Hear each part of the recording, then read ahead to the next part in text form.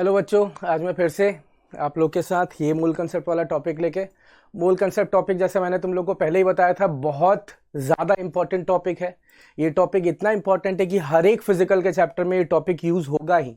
मैंने first class में भी बोला था तुम लोग को, अगर तुम लोग का ये चैप्टर वीक है मतलब कि पूरा फिजिकल केमिस्ट्री में तुम लोग को दिक्कत आने वाली है, तो इस चैप्टर को यार अच्छे से कर लो। इसीलिए ये वाला चैप्टर मैं इतने डिटेल में भी करा रहा हूँ। बाकी के चैप्टर्स में इतना डिटेल में नहीं कराऊंगा, बाकी के चैप्टर्स में मैं सिर्फ इंपॉर्टेंट टॉपिक्स ही कराऊंगा। ये चैप्टर में बहुत डिटेल में लेके चल रहा हूँ।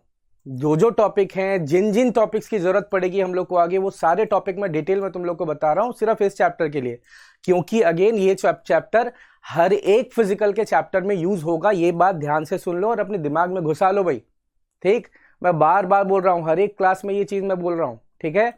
तो आगे बढ़ते हैं। पिछली क्लास में हम लोगों ने किया था परसेंटेज कॉम्पोजिशन वाला पार्ट। एक अच्छा क्वेश्चन मेरे से मिस हो गया था, एक अच्छा क्वेश्चन मैं कल नहीं करा पाया था पिछली क्लास में, तो इस वाले क्वेश्चन को हम लोग आज देखते हैं, ठीक। अब इस वाले क्वेश्चन में है क्या, ध्यान से देखो। इस वाले क्वेश्चन में है क्या, compound of sodium contains 11.5% of sodium, ठीक। Then find the minimum molar mass of the compound that is possible, ठीक। मिनिमल मोलर मास हम लोग को निकालना है जो पॉसिबल हो सकता है इस पर्टिकुलर केस में।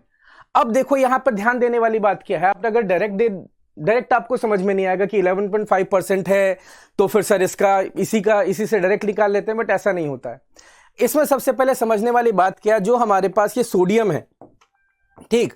अब कंपाउंड है अगर हमारे पास, तो सोडियम में एटलीस्ट एक एटम तो होगा।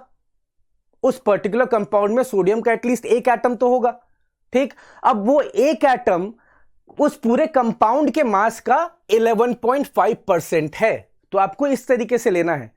मान लेते हैं अगर हमारे पास सोडियम का कोई सा भी कंपाउंड है जिसमें सोडियम का एक एटम प्रेजेंट है, तो हम लोग कैसे निकालेंगे परसेंटेज कॉम्पोजिशन। परसेंटेज कॉम्पोजिशन का फॉर्मूला एक बार मैं फिर से लिख देता हूं। Composition is equal to mass of component divided by mass of compound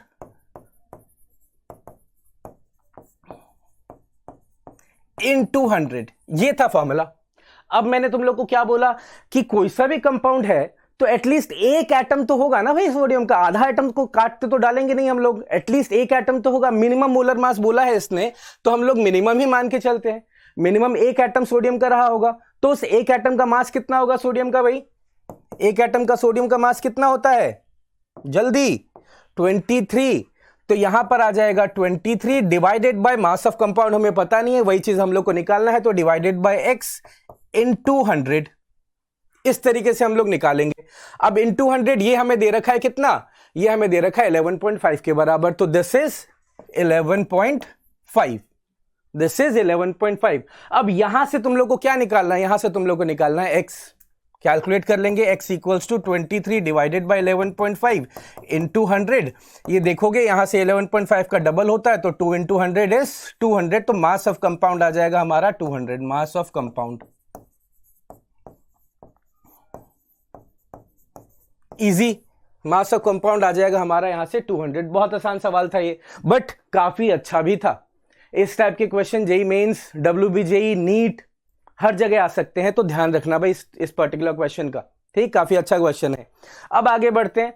ये वाला परसेंटेज कॉम्पोजिशन वाला टॉपिक हम लोग आगे ऑलरेडी कर चुके हैं। अब आगे देखते हैं। हाय शेख खाजा जी, ठीक है। अब आगे देखते हैं हम लोग नेक्स्ट टॉपिक की तरफ बढ़ते हैं। नेक्स्ट टॉपिक क्या है, केमिकल रिएक्शंस एंड इक्वेशन।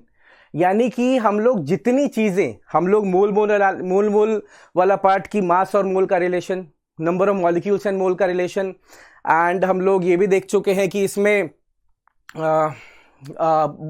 मोल और गैस का रिलेशन, मोल और गैस के वॉल्यूम का रिलेशन, ये सारी चीजें हम लोग पढ़ चुके हैं। अब इन्हीं चीजों को कैसे अप्लाई करें हम लोग केमिकल रिएक्शंस एंड इक्वेशंस में। केमिकल रिएक्शन अगर हो रही है, उसमें हमें मोल दे रखा है, तो हम लोग कैसे निकालें कि कितना प्रोडक्ट बनेगा, कैसे बनेगा, उन्हीं सारी चीजों का हम लोग यहां पर अब एप्लीकेशन करेंगे इन केमिकल रिएक्शंस। तो ये अगेन उन्हीं चीजों का एप्लीकेशन है। तो आई होप कि तुम लोग वो सारी चीजें, इससे पहले जितनी भी चीजें हम लोगों ने कराई हैं, हम लोगों ने करी हैं, वो सारी चीजें आप लोगों ने अच्छे से रिवाइज की होंगी, तभी ये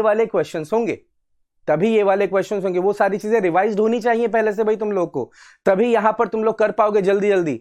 नहीं तो ये क्वेश्चन होगा 1 मिनट का, तुम लोग लगा दोगे यहां पर 5 मिनट, ऐसा नहीं चलेगा भाई, ठीक।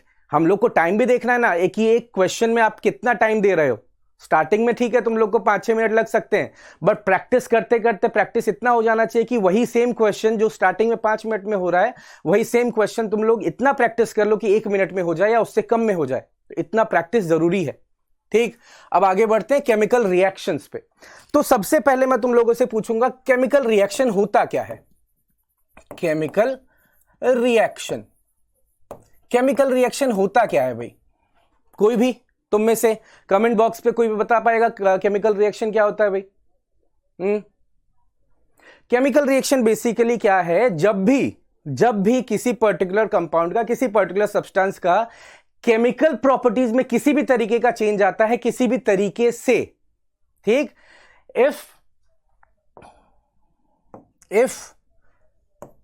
if the chemical properties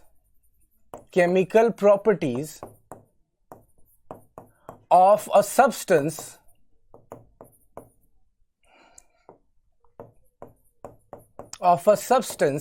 changes by any means, it is called a chemical reaction. A chemical reaction, ठीक, it is called a chemical reaction. कुछ भी हो सकता है, जैसे कि तुम कागज को जला रहे हो, उसके केमिकल प्रॉपर्टीज में चेंज आ रहा है, कागज में कुछ और है केमिकल कंपाउंड, और जलने के बाद जो गैसेस निकल रही हैं उनका केमिकल प्रॉपर्टीज कंप्लीटली डिफरेंट है। जैसे कि मान लो तुम पर्टिकुलरली तुम कोई सा भी चीज कर रहे हो, मान लो तुम किसी भी चीज को जला रहे हो, नॉर्मली हम लोग जला ही सकते हैं, माचिस की तीली जला रहे हो, वहां पर एक केमिकल रिएक्शन हो रहा है। गैस जला रहे हो, वहां पर एक केमिकल रिएक्शन हो रहा है। तुम लोग क्या बोलते हैं, मान लो सांस ले रहे हो, वहां पर भी एक केमिकल रिएक्शन हो रहा है। तुम लोग सांस छोड़ रहे हो, केमिकल रिएक्शन हो रहा है। तुम्हारे बॉडी के अंदर different types of chemical reactions are happening. बहुत सारी, तुम लोग के आसपास बहुत सारी तरीके की केमिकल रिएक्शंस होती रहती हैं। दूध को हम लोग दूध से हम लोग दही बनाते हैं, वो भी एक केमिकल रिएक्शन है। तो ये सारी चीजें केमिकल रिएक्शन है। अभी केमिकल रिएक्शन को जब हम लोग लिखते हैं, केमिकल रिएक्शन को हम लोग लिखते हैं यूजिंग द केमिकल इक्वेशंस, ठीक, we write the chemical reactions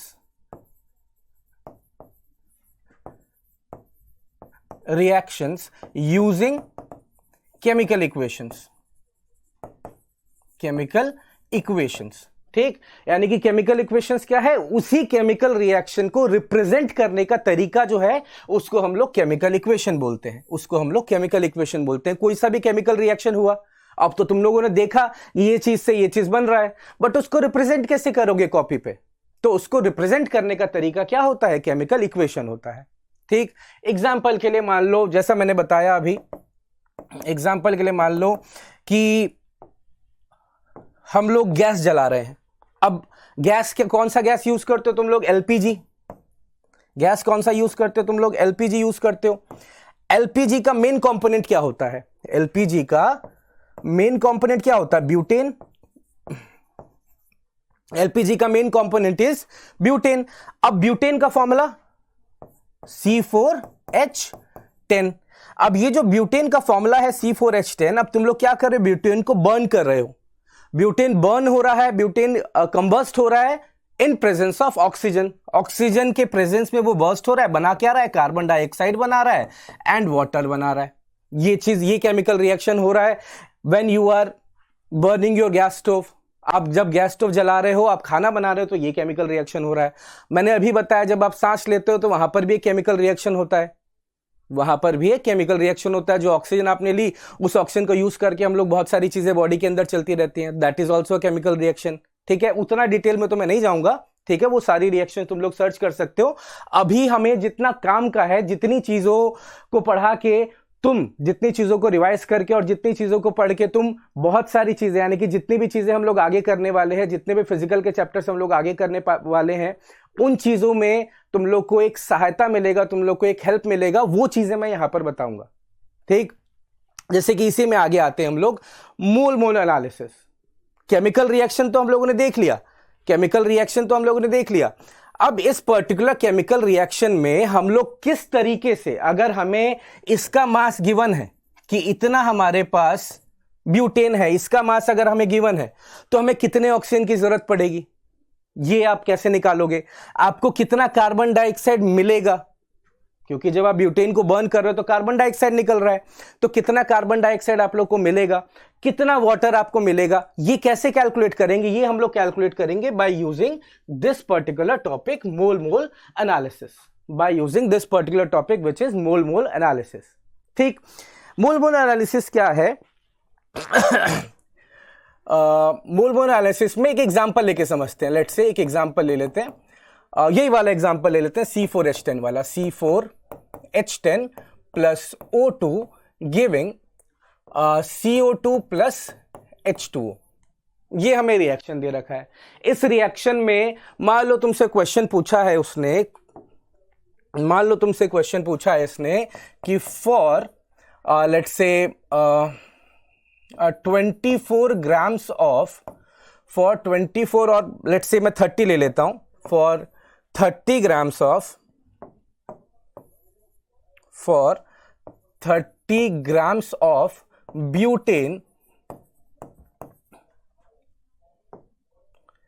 butane, how much oxygen is required to completely burn it, to completely burn it, ये पूछ रहे हैं आपसे। ठीक, मान लो ये क्वेश्चन आपको दिया हुआ है, कैसे करोगे भाई? कि C4H10 के 30 ग्राम्स के लिए, C4H10 के 30 ग्राम्स के लिए आपको कितना ऑक्सीजन चाहिए, ये कैसे निकालेंगे? तो सबसे आसान तरीका इसका मोल मोल एनालिसिस ही है। अब देखो इसको करते कैसे हैं। तो सबसे पहला जो स्टेप है यहां पर, सबसे पहला और सबसे इंपॉर्टेंट स्टेप वो है आपको कि इस पर्टिकुलर केमिकल इक्वेशन को आपको बैलेंस करना पड़ेगा। इस पर्टिकुलर केमिकल इक्वेशन को यू हैव टू बैलेंस। ठीक, अब कैसे बैलेंस करोगे? Balance the chemical equation, balance the chemical equation. हमारे पास ये केमिकल इक्वेशन है, C4H10 plus O2 giving CO2 plus H2O। ये आपके पास केमिकल इक्वेशन है, इसको हमें करना है बैलेंस। ठीक, ये सबसे इंपॉर्टेंट काम है। बैलेंस आपने कर लिया तो आपने 30% काम आपका हो गया है, उसके बाद का हम लोग देखेंगे अभी। बट बैलेंस आपने कर लिया है तो 30% आपका काम हो जाएगा, तो बैलेंसिंग इतना जरूरी है भाई। ठीक, अब बैलेंस कैसे करें? सबसे पहले चीज, किसी पर्टिकुलर एक एटम को पकड़ो, पहले उसको बैलेंस करो। तो यहां पर हम लोग कार्बन को लेते हैं। कार्बन कितने हमारे पास? 4 कार्बन है। इन 4 कार्बन को आपको बैलेंस करना है दोनों, ये एरो के दोनों साइड पे 4 ही कार्बन होने चाहिए, जो हम लोगों ने देखा था स्टार्टिंग में। सबसे पहले आप लोगों ने पढ़ा होगा कौन सा? कंजर्वेशन ऑफ मास का लॉ। ठीक, कि रिएक्टेंट साइड पे एंड प्रोडक्ट साइड पे जो मास है वो बराबर होना चाहिए। तो मास कब बराबर होगा? जब एटम्स बराबर होंगे ना। तो एटम्स को बराबर करो पहले। तो यहां पर हमारे पास 4 कार्बन है, यहां पर मुझे 4 करने पड़ेंगे, तो मैं 4 कर दूं, कर दिए 4। यहां पर मेरे पास 10 हाइड्रोजन है। सेकेंड एटम जो मैं ले रहा हूं वो हाइड्रोजन ले रहा हूं। यहां पर मेरे पास है टोटल 10 हाइड्रोजन। इधर मैं कितना करूं कि इधर भी 10 हो जाए? तो इधर मैं 5 से मल्टीप्लाई कर देता हूं, 5 2 जा 10, 5 दूनी 10, 10 हाइड्रोजन इधर भी हो गए। अब बचा कौन? अब बचा ऑक्सीजन। ऑक्सीजन काउंट कर लो कितने हैं भाई। यहां पर हमारे पास 4 दूनी 8, 4 2 जा 8 ऑक्सीजन, और यहां पर हमारे पास कितने हैं? 5, 8 5 13 ऑक्सीजन है। तो यहां पर मैं किससे मल्टीप्लाई करूं इस O2 को, ताकि 13 ऑक्सीजन हो जाए इधर भी। तो इसको मैं करता हूं 13/2 से। अब ये रिएक्शन देखो बैलेंस हो गया है। ये रिएक्शन एक बैलेंस्ड केमिकल रिएक्शन है। क्लियर? अब यहां पर आप अपना मोल मोल एनालिसिस कर सकते हो। अब आप मोल मोल एनालिसिस बड़े आराम से कर सकते हो। अब यहां पर करना क्या है? आपको कितना दिया हुआ है? इसका मास दिया हुआ है आपको 30 ग्राम्स, 30 ग्राम्स। ठीक, अब सबसे पहले आप ये बैलेंस्ड केमिकल इक्वेशन को देखो। इस बैलेंस्ड केमिकल इक्वेशन को देखो, यहां पर क्या क्या चीजें दी हुई हैं, यहां पर हमें क्या क्या चीजें गिवन है, सबसे पहले आप उसको देखो। तो यहां पर इसको समझो, पहले इस रिएक्शन को समझो। क्या है इस रिएक्शन में कि यहां पर इसके आगे कुछ नहीं लगा हुआ, दैट मींस इसके आगे है 1। C4H10 के आगे कुछ लगा नहीं हुआ है, मतलब इसके आगे क्या है? इसके आगे 1 है। ठीक, तो आप इसको इस तरीके से देखो कि for 1 mole balance chemical equation से मैंने बताया था, आधी चीजें उसी से हो जाती हैं। तो यहां पर देखो, for 1 mole of butane we need how much, 13.2 moles of oxygen. For 1 mole of butane we need 13.2, 13 divided by 2 यानी कि 6.5 मोल्स ऑफ ऑक्सीजन। तो इसको पहले ध्यान से देखते हैं कि यहां पर क्या है कि for 1 mole of butane we need 13/2 moles of O2। ये है सबसे इंपॉर्टेंट चीज। ये आपको ये समझना है कि यहां पर जो इनके कोफिशिएंट्स दे रखे हैं, यहां पर जो इनके कोफिशिएंट्स दे रखे हैं स्टोइचियोमेट्रिक कोफिशिएंट्स, उनको आपको यूज करना है। एक दिन लिखा हुआ यहां पर कुछ नहीं लिखा हुआ था, मतलब इसका हम लोगों ने क्या माना 1। तो 1 मोल के लिए हमें ऑक्सीजन कितना चाहिए 13.2। इसी तरीके से अगर कार्बन डाइऑक्साइड के बारे में पूछा गया होता तो क्या करते, तो यहां पर आप फिर से लेते कि 1 मोल के लिए इसके 1 मोल से कितना मोल कार्बन डाइऑक्साइड बन रहा है, इसके 1 मोल से 4 मोल कार्बन डाइऑक्साइड बन रहा है। ठीक, वो चीजें मैं लिखवाऊंगा, पहले हम लोग ये क्वेश्चन देख लेते हैं पूरा। ठीक, अब यहां पर क्या है, 1 मोल ऑफ ब्यूटेन के लिए हमें कितना मोल चाहिए, 13/2 मोल्स चाहिए। हमें दिया कितना हुआ 13 ग्राम्स। अब हम तो मोल मोल एनालिसिस कर रहे थे, यहां पर तो ग्राम में दे दिया है, तो क्या करें अब, तो सबसे आसान तरीका इसको ही मोल में कन्वर्ट कर लो, इसको ही मोल में। कैसे करें इसको मोल में कन्वर्ट भाई, तो 30 डिवाइडेड बाय इसका मोलर मास, C4H10 का मोलर मास कितना हो जाएगा भाई, C4H10 है, तो कार्बन कितने 4, 12, 4 इंटू 12 प्लस हाइड्रोजन कितने 1 इंटू 10, कितना हो गया भाई 48 प्लस 10 दैट इज 58। 58 यहां पर इसका मोलर मास हो गया। तो 30 डिवाइडेड बाय 58, ये आ गया इसके नंबर ऑफ मोल्स, ये आ गए ब्यूटेन के नंबर ऑफ मोल्स। क्लियर। अब वापस से इस पे आते हैं, 1 मोल ऑफ ब्यूटेन के लिए 13/2 मोल्स ऑफ ऑक्सीजन चाहिए। तो इतने मोल ऑफ ब्यूटेन के लिए कितना ऑक्सीजन चाहिए होगा भाई, this multiplied by 13/2, easy।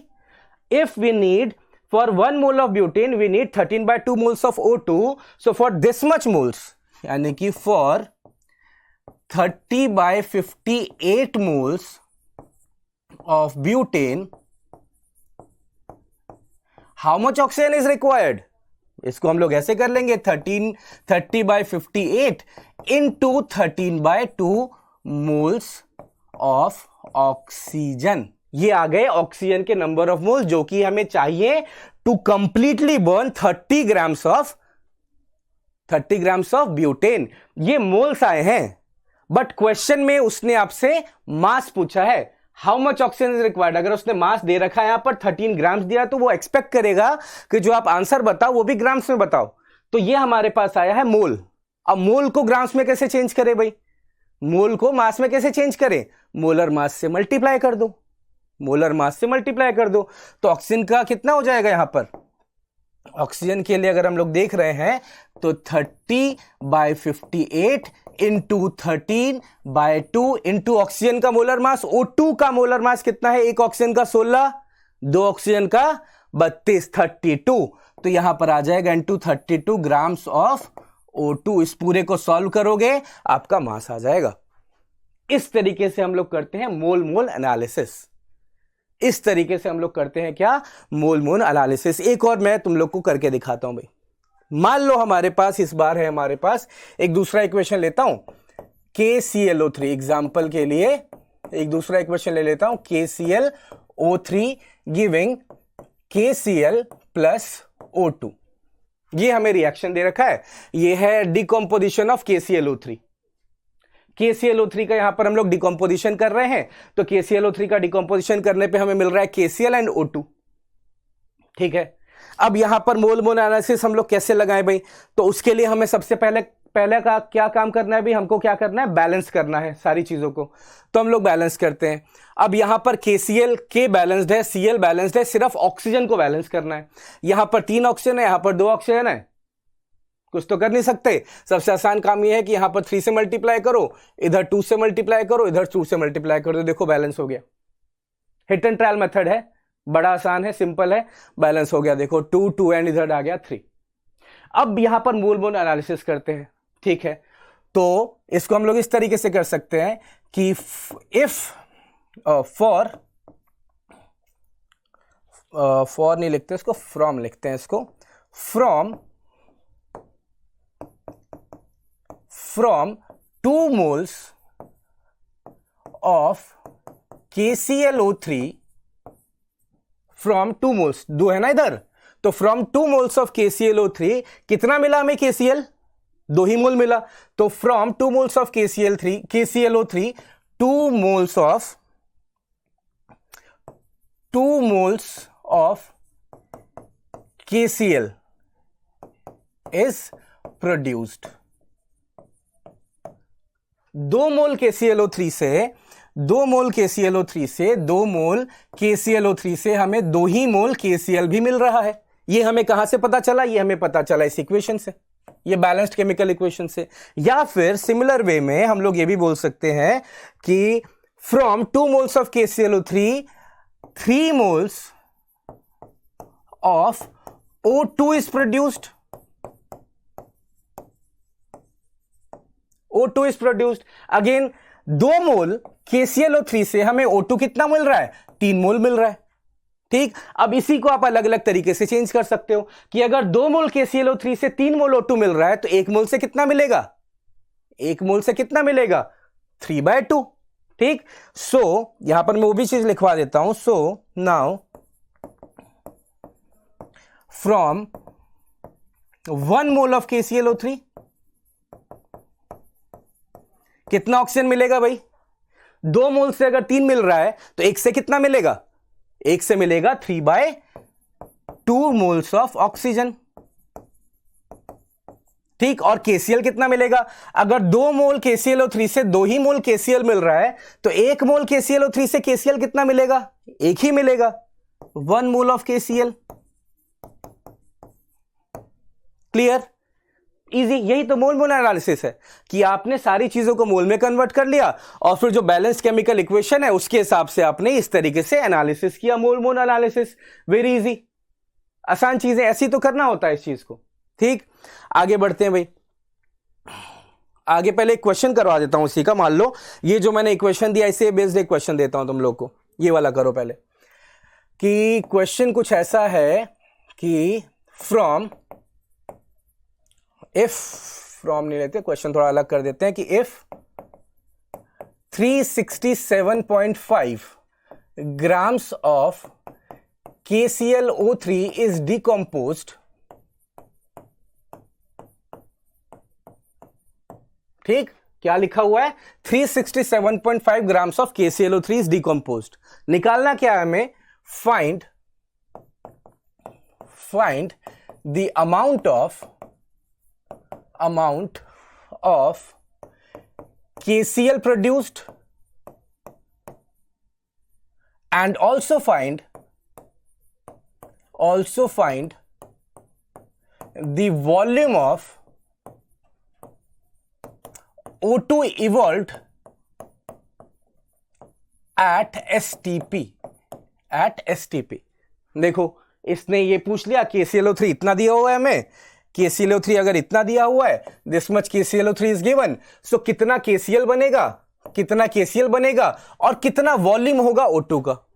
ठीक, अगेन वही सारी चीजें आ गई। देखो यहां पर मास दिया हुआ है, मास से हम लोग को मोल में कन्वर्ट करना पड़ेगा ही, तो मास मोल का रिलेशनशिप आ गया। देन उसके बाद वॉल्यूम पूछ लिया तो वॉल्यूम मोल का रिलेशनशिप आ गया। सबसे पहला काम क्या करना है, अगर इस तरीके के क्वेश्चन आए तो सबसे पहला काम करना है कि रिएक्शन तुम लोग को पता होनी चाहिए। मोस्ट ऑफ द केसेस में रिएक्शन गिवन होगी, बट अगर नहीं गिवन हो तो वो तुम्हारे सिलेबस का पार्ट ही होगा। कहीं ना कहीं एनसीईआरटी में वो इक्वेशन लिखी होगी, तुम लोग को याद होना चाहिए। ठीक, तो हम लोग को तो याद है भाई, हम लोगों ने अभी देखा इक्वेशन, हम लोग लिख देते हैं। हम लोग ने तो अभी देखा सॉल्यूशन। हमारे पास क्या है, KClO3, इसको बर्न किया, इसको डिकम्पोज किया तो हमें मिला क्या, KCl प्लस हमें मिला क्या, O2 मिला। ये थी हमारी रिएक्शन। हमें सबसे पहला काम क्या करना था, रिएक्शन लिखने के बाद बैलेंस करना था रिएक्शन को। तो रिएक्शन को बैलेंस करो, रिएक्शन को बैलेंस कर देते हैं भाई, ये कौन सी बड़ी बात है, रिएक्शन को बैलेंस कर देते हैं। 2 यहां पर 2, यहां पर 3। क्लियर। अब इतनी चीज तो समझ में आ गई होगी ये रिएक्शन, बैलेंस केमिकल रिएक्शन देख के, कि इसके 2 मोल से हमें इसका भी 2 मोल मिल रहा है और इसके 2 मोल से हमें इसका 3 मोल मिल रहा है। इतना चीज तो समझ में आ गया होगा। यही तो रिएक्शन देख के हमें पता चलेगा। बैलेंस्ड आपने कर दिया, बैलेंस कर दिया आपने रिएक्शन को, इसीलिए तो किया ताकि आपको ये रिलेशन मिले कि इसके 2 मोल से ये भी 2 मोल बन रहा है और इसके 2 मोल से ये 3 मोल बन रहा है। इसीलिए तो हम लोग रिएक्शन को बैलेंस करते हैं, नहीं तो पता कैसे चलेगा ये चीज। ठीक, अब आते हैं हम लोग अपने मास पे। अब KClO3 का मास कितना दे रखा था भाई? KClO3 का मास दे रखा था 367.5 ग्राम्स। हमें क्या करना है, क्योंकि हम लोग मोल मोल एनालिसिस कर रहे हैं, तो हमें इस मास को मोल में कन्वर्ट करना होगा। इस मास को हमें कन्वर्ट करना पड़ेगा किस में? मोल्स में, नंबर ऑफ मोल्स में। तो इसको नंबर ऑफ मोल्स में कन्वर्ट करने के लिए क्या करें? KClO3 का मोलर मास, हाँ भाई, KClO3 का मोलर मास कितने यहां पर एक पोटेशियम, पोटेशियम का कितना 39, Cl का कितना 35.5, ऑक्सीजन का कितना 3 इंटू 16 कितना आ जाएगा? 122.5 ग्राम्स ये आ जाएगा, 122.5 ग्राम्स। इजी याद होना चाहिए भाई। पोटेशियम का मोलर मास या पोटेशियम का एटॉमिक मास कितना है, कितने न्यूक्लियॉन्स हैं उसके पास, ये तुम लोग को पता होना चाहिए, तभी तो निकालोगे। ये 39 पता ही नहीं होगा तो निकालोगे कैसे? याद करो, इन चीजों को तो याद करना पड़ेगा भाई, इन चीजों को याद करना ही पड़ेगा। आते हैं वापस से, तो 122.5 आ गया हमारे पास इसका मोलर मास। ठीक, कन्वर्ट करेंगे, कट करेंगे इसको, तो ये आ जाएगा कट होके लगभग 3 मोल्स। ये आ गया हमारे पास 3 मोल्स, यानी कि KClO3 के मोल्स कितने हमारे पास? 3 मोल है हमारे पास KClO3 के। हमारे पास KClO3 के कितने मोल्स हैं? 3 मोल्स हैं। अब रिलेशन देखो भाई, अब रिलेशन देखो। ठीक है, सबसे पहले तो 2 मोल KClO3 से हमें 2 मोल KCl मिल रहा है।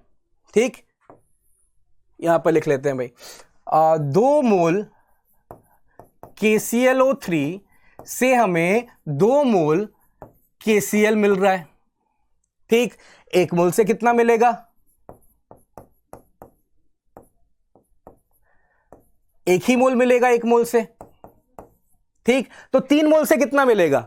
2 से 2 मिल रहा है, 1 से 1 मिल रहा है, तो 3 से तो 3 ही मिलेगा ना भाई। तो 3 से 3 मोल KClO3 से 3 ही मोल KCl मिलेगा। तो KCl हमारे पास आ गया भाई 3 मोल। KCl तो हमारे पास आ गया 3 मोल। इसका मास निकाल देंगे, 3 मोल KCl का मास निकाल देंगे। 3 मोल KCl का मास, KCl का मोलर मास कितना भाई? मास कैसे निकाले मोल से? Mass will be equal to number of moles into molar mass. ये फॉर्मूला हम लोगों ने पहले पढ़ लिया है। ठीक, तो हमें क्या करना है? हमें इसका मोलर मास निकालना है। KCl का मोलर मास, K का कितना अभी बताया 39, प्लस Cl का कितना 35.5, कितना हो गया टोटल? 4 9 5 14 1 7.5 ग्राम, 74.5। तो इसका मास कितना हो जाएगा? 3 इंटू 74.5 ग्राम्स ऑफ KCl। ये हो गया हमारा आंसर KCl वाले पार्ट का।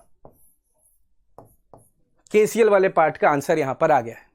इजी, KCl वाले पार्ट का आंसर यहां पर आ गया है। बहुत आसान रहा होगा आई थिंक ये तुम लोग के लिए, ज्यादा कुछ तो किया ही नहीं। नॉर्मल मोल मोल एनालिसिस तब तो इजी क्वेश्चन है, अभी आगे और आएंगे, चिंता मत करो भाई, आएंगे आगे और। ठीक, अब इसके बाद हमें ऑक्सीजन को देखना है। ठीक, अब इसके बाद हम लोग ऑक्सीजन के लिए देखते हैं भाई, ऑक्सीजन के लिए। अब अगेन ऑक्सीजन के लिए ये यूज कर लेते हैं भाई। ठीक, अगेन 2 मोल KClO3 से हमें ऑक्सीजन कितना मिल रहा है? 2 मोल KClO3 से हमें ऑक्सीजन कितना मिल रहा है? हमें 3 मोल ऑक्सीजन मिल रहा है। 3 मोल ऑक्सीजन मिल रहा है। Easy, from 2 moles of KClO3 we are getting 3 moles of O2. So from 1 mole of KClO3 how much O2 we will get? ठीक, if we are getting 3 moles of O2 from 2 moles of KClO3, how much O2 we will get from 1 mole of KClO3? It is 3/2 moles of O2. Easy, बड़ा आसान था यार ये तो। ठीक, अब यहां पर हमें दिया कितना हुआ है? हमें तो 3 मोल में निकालना है। तो अगर 1 मोल के लिए इतना है तो फ्रॉम 3 मोल्स कितना होगा? नॉर्मल यूनिटरी मेथड कर रहे हैं हम लोग, यहां पर नॉर्मल यूनिटरी मेथड चल रहा है। तो 3 मोल्स के लिए मल्टीप्लाई कर देंगे 3 into 3/2, that is 9/2 moles O2, 9/2 moles O2। ये आ गया हमारे पास O2, इतना मिलेगा। अब इतने O2 का हमें निकालना क्या है? हमें तो मोल्स तो नहीं निकालने थे, हमें क्या निकालना था? हमें इसका वॉल्यूम निकालना था। हमें क्या निकालना था? हमें इसका वॉल्यूम निकालना था। तो 9/2 मोल्स ऑफ O2 का वॉल्यूम कितना आएगा? ठीक, वॉल्यूम कैसे निकालें?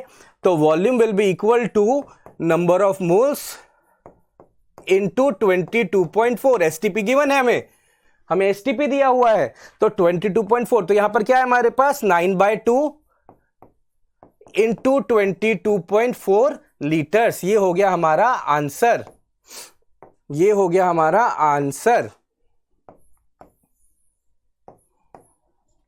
इजी। इस तरीके से ही हम लोग को मोल मोल एनालिसिस करना होता है, और यही ज्यादा इंपॉर्टेंट है। मैंने अभी बताया जितनी भी रिलेशंस हम लोगों ने पढ़े, पहले हम लोगों ने मास और मोल का रिलेशन पढ़ा, हम लोगों ने नंबर ऑफ मॉलिक्यूल्स मोल्स का रिलेशन पढ़ा, हम लोगों ने वॉल्यूम और मोल का रिलेशन पढ़ा। अब उन्हीं सारी रिलेशंस का यूज यहां पर हो रहा है इस रिएक्शन के मोल मोल एनालिसिस में। ठीक, तो उन सारी चीजों को रिवाइज करो बार बार, उन सारी चीजों को इतने अच्छे से रिवाइज कर लो कि वो तुम्हारे फिंगर टिप्स पे हो, वो तुम्हारे फिंगर टिप्स पे हो। तभी तुम लोग इस टाइप के क्वेश्चन जल्दी से जल्दी सॉल्व कर पाओगे, नहीं तो बहुत टाइम लगेगा, नहीं तो बहुत टाइम लगेगा। और दूसरी चीज, तुम लोग को ये सारी चीजें कि पोटेशियम का एटॉमिक मास कितना है, Cl का एटॉमिक मास कितना है, नंबर ऑफ न्यूक्लियॉन्स कितने हैं, ये सारी चीजें भी तुम लोग को थोड़ी सी याद करनी पड़ेंगी, जरूरी है। ठीक, क्योंकि देखो बहुत सारे क्वेश्चन जब तुम करोगे, तुम्हारा एग्जाम होगा नीट का, जेई का, जो भी एग्जाम होगा, तो वहां पर डेटा तुम लोग को गिवन रहता है। बट डेटा गिवन रहता है हैवी मेटल्स के केस में। हर एक मेटल का डेटा गिवन हो ऐसा जरूरी नहीं है। बहुत बार अगर डेटा गिवन नहीं है तो they are expecting you to remember these things. ठीक, तो ये चीजें तुम लोग थोड़ा सा अच्छे से कर लो। अगर ये चीजें तुम लोग की अच्छी से नहीं हो पा रही हैं तो भाई आगे चल के दिक्कत होने वाली है, क्योंकि यही चीजें, यही कंसेप्ट तुम्हारे इक्विलिब्रियम में भी यूज होंगे, गैसियस स्टेट में भी यूज होंगे, तुम्हारे इलेक्ट्रोकेमिस्ट्री में यूज होंगे, सोल्यूशन में यूज होंगे, हर दूसरे चैप्टर में, जो भी तुम्हारा फिजिकल का चैप्टर है, हर जगह ये चीजें यूज होंगी, बार बार यूज होंगी। बार बार तुम लोग को दिक्कत आएगी तो उससे बढ़िया अभी ठीक कर लो ना इन चीजों को, ताकि उस टाइम दिक्कत ना आए। ठीक, आगे बढ़ते हैं। अब भाई अब आते हैं हम लोग एक और अच्छे टॉपिक पे, that is limiting reagent. Limiting reagent का मतलब क्या है? रिएजेंट अटैक वटैक करने वाला, ऑर्गेनिक वाला? ना ना ना, वो नहीं है। लिमिटिंग रिएजेंट, यहां पर हम लोग केमिकल रिएक्शंस की बात करें, उसी में हम लोग का लिमिटिंग रिएजेंट का एक टॉपिक आता है छोटा सा। ये कहने को तो छोटा टॉपिक है बट यूज हर जगह होता है, यूज हर जगह होता है। तो इसको थोड़ा सा अच्छे से दिमाग में बिठा लो, फिर तुम लोग को पता भी नहीं चलेगा और ये टॉपिक्स तुम लोग यूज कर रहे होगे और इन टॉपिक के बेस तुम लोग क्वेश्चन सॉल्व कर रहे होगे। तो इसीलिए ये पर्टिकुलर चीज अच्छे से कर लो। अब लिमिटिंग रिएजेंट है क्या? तो limiting reagent is the reagent, is the, I can say that is the reactant, ठीक, which is given in lesser quantity, which consumes first and limits the reaction. ठीक, it is the reactant, it is the reactant which is given in lesser quantity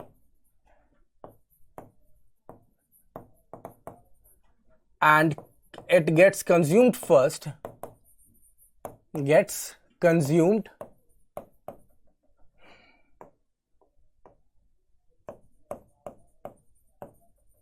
first and limits the reaction, and limits the reaction. इसीलिए इसको हम लोग क्या बोल रहे हैं? Limiting reagent बोल रहे हैं, क्योंकि ये रिएक्शन को लिमिट कर देता है, रिएक्शन को रोक देता है। कम क्वांटिटी में गिवन है, पहले खत्म हो जाएगा, और जब एक रिएक्टेंट खत्म हो गया है तो रिएक्शन तो रुक ही जाएगी ना। रिएक्शन के लिए दोनों रिएक्टेंट चाहिए, तो अगर एक रिएक्टेंट खत्म हो गया तो रिएक्शन रुक जाती है। तो इसीलिए इसको बोला जाता है लिमिटिंग रिएजेंट। ठीक, अब दूसरी चीज, आपको पता कैसे चलेगा लिमिटिंग रिएजेंट कौन सा है? इसके लिए हम लोग लेते हैं लेट्स से एक एग्जांपल। ठीक, एक सिंपल सा एग्जांपल पहले लूंगा, उसके बाद फिर तुम लोगों को समझाऊंगा। एक एग्जांपल लेते हैं। जैसे मान लो मेरे पास है लेट्स से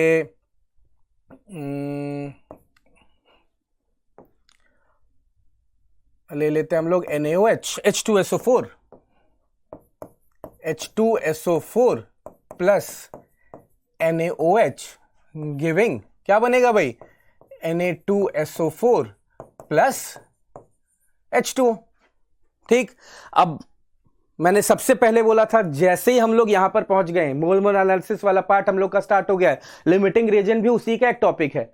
तो जैसे हम लोग का ये वाला पार्ट स्टार्ट हो गया है, रिएक्शन मिलते ही आपको सबसे पहला क्या काम करना है भाई, सबसे पहला काम आपका होना चाहिए कि आप रिएक्शन को बैलेंस कर दो। तो रिएक्शन को बैलेंस करो सबसे पहले, तो ये वाला तो आसान है भाई, इसको तो फटाफट बैलेंस कर दोगे।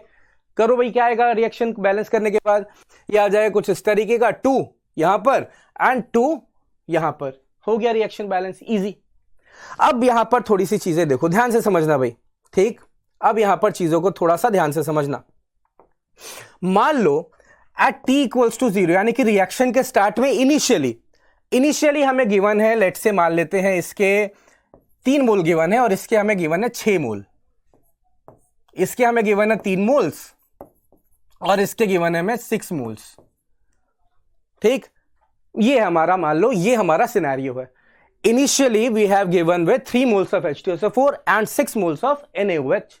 अब यहां पर क्या होगा, रिएक्शन कैसे होगी, कैसे हम लोग आगे बढ़े भाई, तो यहां पर रिएक्शन कैसे होती है, अब देखो at t equals to t, जब रिएक्शन हो गई तो हुआ क्या यहां पर, अब बैलेंस्ड केमिकल रिएक्शन में देख पा रहे हो ना, इसके आगे कुछ नहीं लगा हो, दैट मींस इसके आगे 1 है, इसके आगे कुछ नहीं लगा हो, मतलब इसके आगे क्या है, इसके आगे है 1। तो 1 मोल के लिए NaOH का 2 मोल यूज हो रहा है, 1 मोल H2SO4 के लिए NaOH का कितना मोल यूज हो रहा है, 2 मोल यूज हो रहा है। ठीक, तो इसके 3 मोल के लिए इसका कितना होगा, 6 मोल यूज होगा। तो ये 3 - 3 पूरा पूरा खत्म हो गया और ये बच गया कितना, 0। इसके 3 के 3 मोल यूज हो गए, इसके 3 के 3 मोल यूज हो गए और ये खत्म हो गया, ये बच के इतना कितना गया, 0 बच गया। अब इसके 3 मोल के लिए इसका कितना मोल यूज होगा, इसके 1 के लिए अगर इसका 2 मोल यूज हो रहा है तो इसके 3 के लिए इसका भी तो डबल होगा ना, तो इसके भी 6 के 6 मोल्स यूज हो जाएंगे और ये भी बच जाएगा 0। यानी कि यहां पर इस वाले पर्टिकुलर केस में दोनों ही जो रिएक्टेंट थे वो एक साथ खत्म हो गए। तो यहां पर ना तो कोई लिमिटिंग रिएजेंट है ना तो कोई एक्सेस रिएजेंट है, दोनों एक साथ खत्म हुए हैं, किसी ने रिएक्शन को स्टॉप नहीं किया, किसी एक पर्टिकुलर रिएक्टेंट ने रिएक्शन को स्टॉप नहीं किया, दोनों रिएक्टेंट एक साथ खत्म हुए हैं और इसलिए रिएक्शन आपका स्टॉप हुआ है। ठीक, तो ये एक सिनेरियो था, ये दिस इज वन सिनेरियो। इसी को अगर मैं थोड़ा सा चेंज करूं तो क्या होगा, इसी को मैं थोड़ा सा चेंज करूं तब क्या होगा, इसी को मैं थोड़ा सा चेंज करता हूं, रुको 1 मिनट भाई, मिटाते हैं इस वाले पार्ट को। अब मैं क्या करता हूं, यहां पर 3 मोल की जगह मैं इसको थोड़ा सा चेंज कर देता हूं। एट t इक्वल्स 0 मैं इसके लेता हूं, मान लो 3 लेता हूं और इसके मैं 4 ले लेता हूं, थोड़ा सा चेंज कर दिया। अब मैंने इसके 3 ही मोल लिए और इसके मैंने ले लिए 4 मोल्स। ठीक, अब मैंने थोड़ा सा सिनेरियो चेंज कर दिया, पहले मैंने क्या लिया, 3 और 6 मोल लिया, अब मैंने क्या किया, 3 मोल्स लिए और इसके 4 मोल्स ले लिए। अब क्या चेंज हुआ है यहां पर, अब क्या चीजें बदल गई हैं।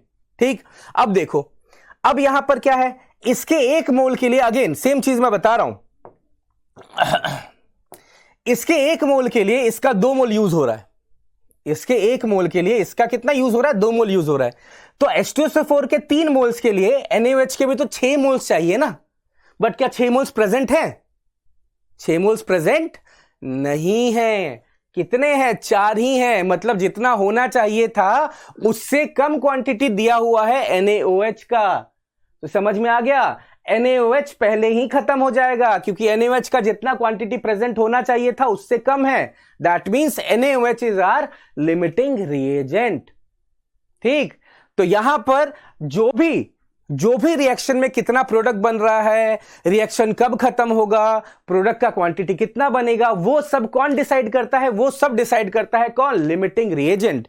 इतना तो हमें समझ में आ गया अभी तक, मैं और आसान तरीका बताऊंगा लिमिटिंग रिएजेंट निकालने का, बट अभी तक तो हमें समझ में आ गया कि this NaOH is our limiting reagent, is our limiting reagent. तो जो भी रिएक्शन के एनालिसिस होंगे अब वो लिमिटिंग रिएजेंट ही डिसाइड करेगा, वो लिमिटिंग रिएजेंट ही डिसाइड करेगा। तो अब लिमिटिंग रिएजेंट के हिसाब से हम लोग देखेंगे, ठीक, अब हम लोग देखेंगे लिमिटिंग रिएजेंट के हिसाब से। Now at t equals to T, हमको किसके हिसाब से देखना है? हम लोग को लिमिटिंग रिएजेंट के हिसाब से देखना है। तो अब इसके 2 मोल के लिए अब मैं NaOH के हिसाब से चेक करूंगा सारी चीजें। NaOH के 2 मोल्स के लिए H2SO4 कितना मोल चाहिए? 1 मोल चाहिए। तो NaOH के 4 मोल्स के लिए H2SO4 कितना लगेगा? 4 माइनस 4, ये पूरा पूरा रिएक्ट हो गया, बच गया 0, यानी कि यहां पर 4 मोल यूज हुआ NaOH। तो NaOH के 4 मोल के लिए H2SO4 का कितना मोल लगेगा? 4 के लिए उसका हाफ कितना? 2, तो 3 माइनस 2 दैट इज 1। तो H2SO4 1 मोल बच गया, NaOH कंप्लीटली खत्म हो गया। तो NaOH limits the reaction, hence NaOH is the limiting reagent. समझ में आया चीजें? आई होप कि चीजें अच्छे से समझ में आ गई होंगी तुम लोगों को। अब इसी में लिमिटिंग रिएजेंट निकालने का तरीका क्या है, यहां पर तो मैंने समझाया, तुम लोग को इतना पूरा चीज करना पड़ा, उसके बाद तुम लोग को समझ में आया कि लिमिटिंग रिएजेंट कौन है। लिमिटिंग रिएजेंट निकालने का एक आसान और तरीका है, इसी वाले एग्जांपल से मैं फिर से समझाता हूं तुम लोगों को कि we have H2SO4 plus we have NaOH giving Na2SO4 plus H2O। Balance करेंगे इस रिएक्शन को, बैलेंस करने के बाद आ जाएगा ये कुछ ऐसा, इधर आ जाएगा 2 और इधर आ जाएगा 2, ये हो गया बैलेंस्ड। ठीक, मान लो इस वाले केस में हमें गिवन है, मान लो इसके 5 मोल्स गिवन है और इसके 8 मोल्स गिवन है। तो लिमिटिंग रिएजेंट निकालने का तरीका क्या होता है? फॉर लिमिटिंग रिएजेंट कि आपके जो नंबर ऑफ मोल्स गिवन है, given number of moles divided by stoichiometric coefficients।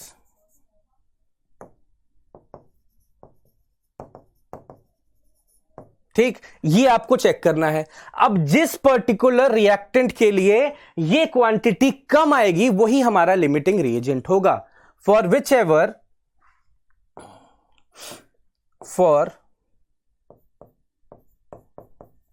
whichever reactant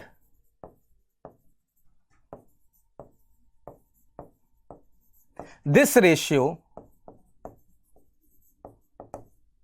is in lesser quantity,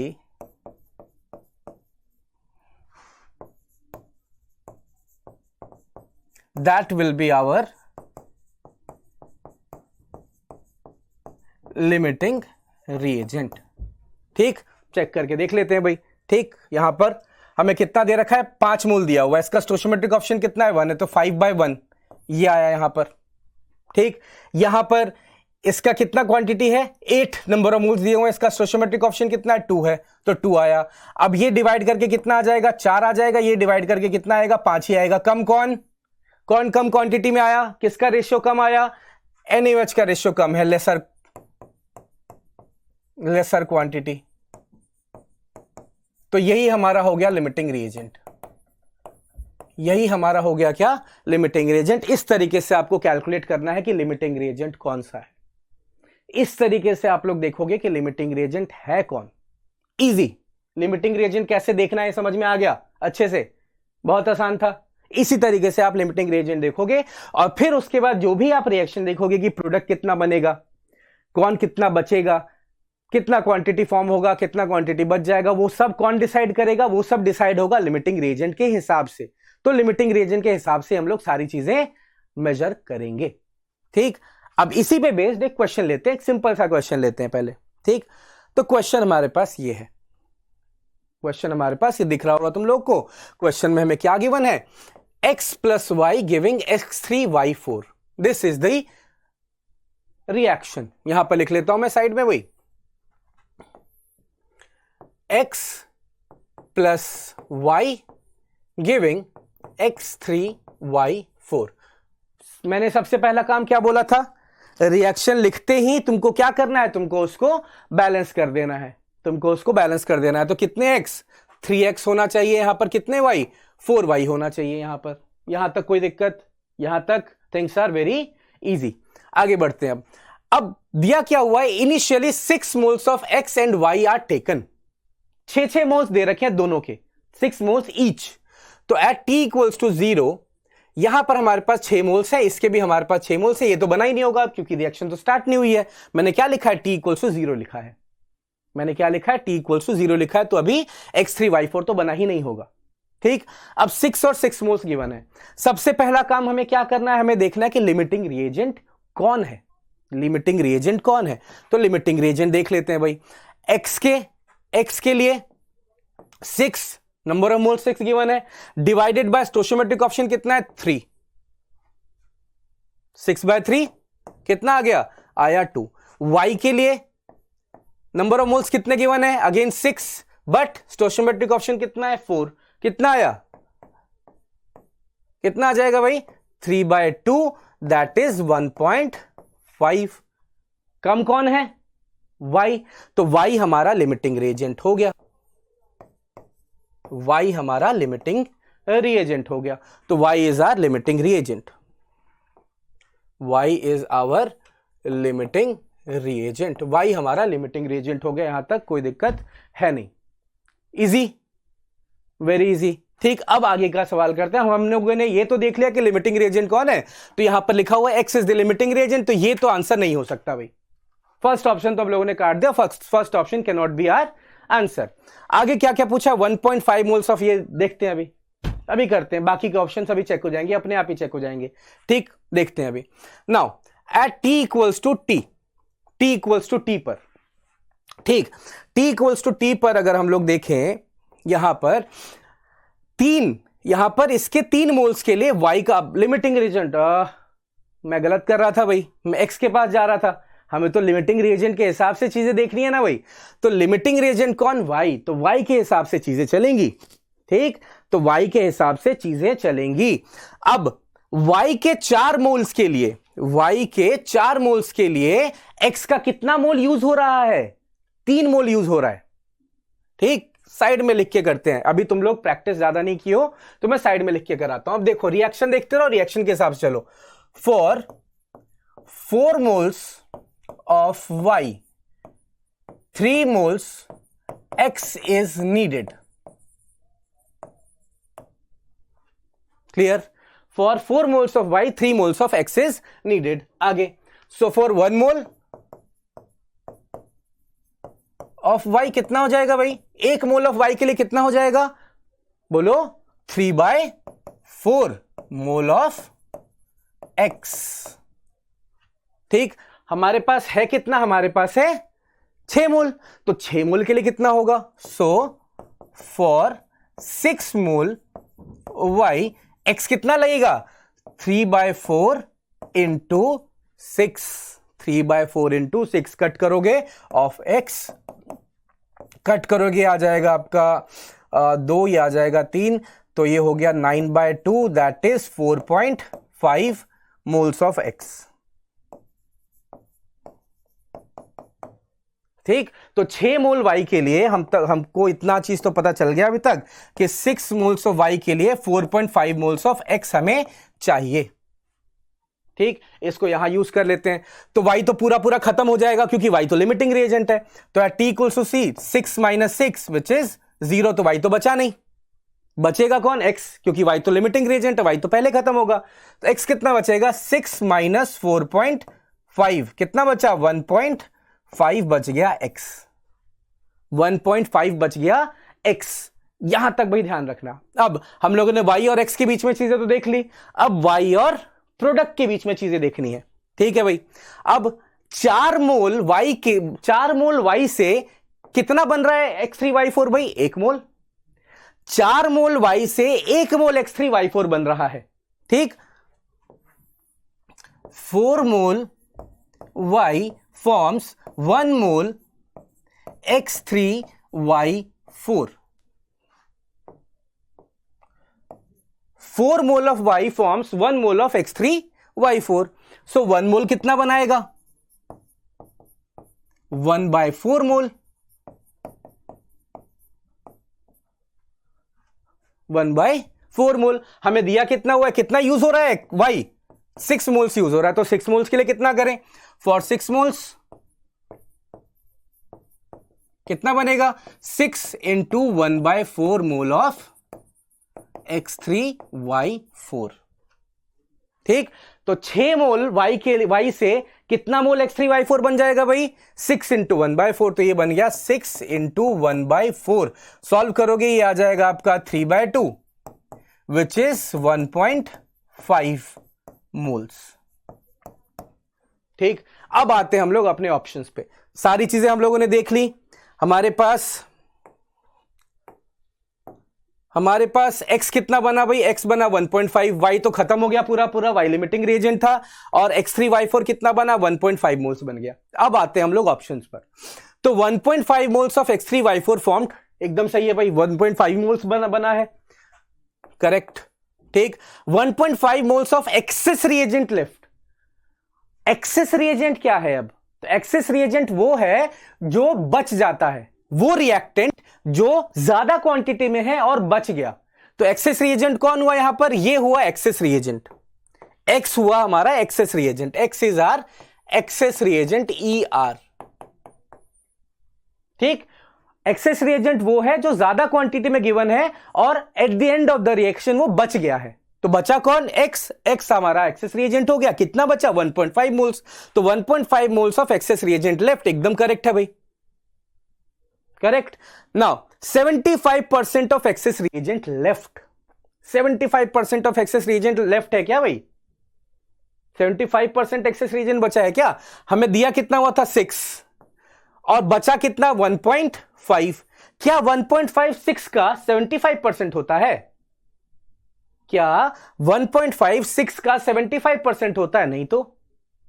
ठीक, निकाल के देख लो आप लोग। 1.5 डिवाइडेड बाय 6 इंटू 100, ये आ जाएगा आपका 150 डिवाइड बाय 6। आप इसको मल्टीप्लाई डिवाइड करोगे, मान लो आपने डिवाइड किया इसको 50 डिवाइडेड बाय 2, 25% आए ये तो एक्सेस रिएजेंट लेफ्ट तो 25% है, 75% एक्सेस रिएजेंट तो रिएक्ट किया, बचा कितना?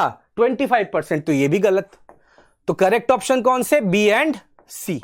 B and C are correct. 2 options are correct. Multiple option correct रहा होगा ये क्वेश्चन भाई, इजी। अभी हम लोग को, तुम लोग को दिख रहा है सर आपने पूरा बोर्ड भर दिया एक क्वेश्चन को करने में, तो अभी तो हम लोग खाली वो कर रहे हैं। अभी हम लोग सिर्फ क्या कर रहे हैं? अभी हम लोग सिर्फ प्रैक्टिस कर रहे हैं। अभी हम लोग स्टार्ट कर रहे हैं। एक बार जब प्रैक्टिस हो जाएगा तो तुम लोग को इतना कुछ करने की जरूरत नहीं पड़ेगी। तुम लोग बड़े आराम से चीजों को खत्म कर पाओगे जल्दी जल्दी। क्लियर? आगे बढ़े? चलो भाई आगे बढ़ते हैं। ठीक, नेक्स्ट क्वेश्चन क्या है? Next question is for the given reaction A plus B giving A3B2 and A3B2 plus C giving A3B2 C2 by दो मोल्स, दो रिएक्शन, दो अलग अलग रिएक्शन है यहां पर। ठीक है। अब हम लोग एक क्वेश्चन तो कर चुके हैं, तो इस क्वेश्चन को थोड़ा सा फास्ट फॉरवर्ड में करेंगे। ठीक, हमारे पास रिएक्शन क्या क्या दी हुई है? हमें रिएक्शन गिवन है A plus B giving A3B2। Balance करेंगे इसे। सबसे पहला काम मैंने बोला था, सबसे पहला काम क्या होता है? बैलेंसिंग। तो A3 है तो 3 और यहां पर आ गया 2, A3B2 बन गया यहां पर, A3B2 बन गया यहां पर। अब इसके बाद क्या करोगे? इसके बाद हमें कितने कितने मोल्स गिवन है? 3 moles each of A and B are taken. 3 moles each of A and B are taken. तो यहां पर है T इक्वल्स टू 0 पर हमारे पास कितना है? T इक्वल्स टू 0 पर इसके 3 मोल है, इसके भी 3 मोल है, और ये तो ही बना ही नहीं होगा। अब हम लोग देखेंगे T इक्वल्स टू 0 पर, T इक्वल्स टू T पे कितना होता है जब रिएक्शन कंप्लीट हो चुका है। बट उससे पहले हम लोग क्या करें? लिमिटिंग रिएजेंट फाइंड करेंगे। लिमिटिंग रिएजेंट कौन है? देख के पता चल सकता है, यहां पर देख के बता पाओगे। ए के लिए देखते हैं, चलो ए के लिए। ए के कितने मोल्स गिवन? 3। स्टोइचियोमेट्रिक ऑप्शन कितना? 3, 1 आ गया। बी के लिए कितना गिवन? 3 मोल्स। स्टोइचियोमेट्रिक ऑप्शन कितना? 2 मोल्स। कितना है? 1.5 आया। ज्यादा कौन है? बी। कम कौन है? ए। तो ये हमारा लिमिटिंग रिएजेंट हो गया और ये हमारा एक्सेस रिएजेंट हो गया। ये हमारा एक्सेस रिएजेंट हो गया। यहां तक कोई दिक्कत? We have our excess reagent and we have our limiting reagent. ठीक, तो लिमिटिंग रिएजेंट कौन? Limiting reagent is A. A is our limiting reagent. A is our limiting reagent and B क्या है? B excess reagent है। B excess reagent for this particular reaction। ठीक, जरूरत पड़ेगी तो देखेंगे ऑप्शन में क्या क्या है। आगे बढ़ते हैं भाई। ना अब यहां पर ए के 3, ए लिमिटिंग रिएजेंट तो ए के हिसाब से चलना है हमें, तो ए के 3 मोल के लिए बी का 2 मोल यूज हो रहा है। ए के 3 मोल के लिए बी का कितना मोल लग रहा है? बी का 2 मोल चाहिए हमें ए के 3 मोल के लिए। तो ये तो 3 - 3 पूरा पूरा खत्म हो जाएगा भाई, ठीक, पूरा पूरा खत्म हो गया, 0 हो गया क्योंकि लिमिटिंग रिएजेंट था। बी कितना है? बी 3 - 2, 2 ही मोल यूज होगा, 1 मोल बच जाएगा, बी का 1 मोल बच जाएगा, बी का 1 मोल बच गया, ठीक, क्योंकि यही तो हमारा एक्सेस रिएजेंट था ना भाई, तो बचेगा ही, यहां तक कोई दिक्कत ना। अब ए के 3 मोल के लिए, ए के 3 मोल के लिए A3B2 का कितना मोल बनेगा? ए के 3 मोल के लिए A3B2 का 1 मोल बनेगा। तो ए के 3 मोल ही दिए हुए, 3 ही मोल ने रिएक्ट किया ए का, ए के 3 मोल्स ने रिएक्ट किया, तो A3B2 का कितना मोल फॉर्म होगा? 1 ही मोल फॉर्म होगा, 1 मोल फॉर्म हो गया। यहां तक हमारा एक पार्ट ऑफ द रिएक्शन तो कंप्लीट। अब आगे आते हैं next part of the reaction. Next part of the reaction is A3B2 plus C giving A3B2C2। This is the reaction now for the second part, ठीक। अब यहां पर हम लोग चीजों को रखते हैं ना, इसके लिए भी T equals to 0, T equals to 0 में हमारे पास A3B2 कितना है, कितना बना है A3B2, जितना यहां पर बना है उसी को तो यूज करेंगे यहां पर हम लोग। कितना बना? 1 बना। C कितना गिवन था भाई? And are taken and also 1 mole of C is taken initially, तो 1 मोल हमें C भी दिया हुआ है। रिएक्शन बैलेंस है क्या? नहीं, इधर 1 C है, इधर 2 C है, बैलेंस कर दो, इधर भी 2 लगा दो, इधर भी 2 लगा दो, तो अब रिएक्शन हो गया है बैलेंस। अब लोग आगे का काम कर सकते हैं, अभी तो A3B2C2 होगा नहीं, हम लोग आगे देखेंगे। Now at T equals to T, T equals to T पर अब लिमिटिंग रिएजेंट यहां पर कौन, फिर से देख लेते हैं भाई, लिमिटिंग रिएजेंट कौन है देख लेते हैं एक बार। A3B2 के लिए कितना मोल गिवन है? 1, स्टोइचोमेट्रिक ऑप्शन कितना? 1, तो 1/1 इज 1। C के लिए कितना मोल गिवन है? 1, स्टोइचोमेट्रिक ऑप्शन कितना? 2, यानी कि 0.5, यानी कि C हमारा हो गया लिमिटिंग रिएजेंट, C हमारा हो गया limiting reagent for this particular reaction, ठीक। अब यहां पर हम लोग करेंगे C के हिसाब से चीजें चलेंगी। अब C का 1 मोल है, मोल एनालिसिस करते हैं, रिएक्शन को देखते हैं। 2 मोल ऑफ C के लिए A3B2 का कितना मोल लगेगा? 1 मोल लगेगा। तो 2 मोल के लिए 1 मोल लग रहा है, तो 1 के लिए कितना लगेगा? आधा, हाफ। तो ये तो हो गया 1 - 1 0, क्योंकि लिमिटिंग रिएजेंट था, खत्म हो गया। ये कितना होगा? 1 - हाफ, बचेगा कितना? हाफ, हाफ बच गया। A3B2 क्योंकि ये एक्सेस रिएजेंट था, तो ये हाफ मोल बच गया eight the end of the reaction. Now अब C के हिसाब से इसको भी देखेंगे। 2 मोल ऑफ C के लिए इसका 1 मोल बन रहा है, तो 1 मोल ऑफ C के लिए कितना रिएक्ट हुआ? 1 ही मोल रिएक्ट हुआ ना, तो 2 मोल ऑफ C के लिए, 1 मोल ऑफ C के लिए कितना बनेगा? 2 के लिए 1 बन रहा है, तो 1 के लिए अगेन ये कितना बनेगा? आधा, यानी कि 0.5, करेक्ट। अब यहां तक हमारी सारा एनालिसिस हमारा हो गया। अब हम लोग अपने ऑप्शंस को देखते हैं। Now option A, 1 mole of A3B2C2 is formed. 1 मोल बना है क्या? नहीं, तो कितना बना है? 0.5, तो 0.5 moles of A3B2C2 is formed. Option B correct है। बाकी के ऑप्शंस को भी देख लेते हैं एक बार। बाकी के ऑप्शंस में what we have, 1 mole of A3B2 is formed, 1 mole of A3B2 is formed. 1 mole of A3B2 बना है क्या? कहां गया A3B2? 1 मोल बना है भाई, करेक्ट है। तो 1 mole of A3B2 is formed, correct. After that half mole of A3B2 is left finally, half mole of A3B2 left finally है क्या? हाँ भाई करेक्ट है, तो ऑप्शन डी भी करेक्ट हो जाएगा, easy.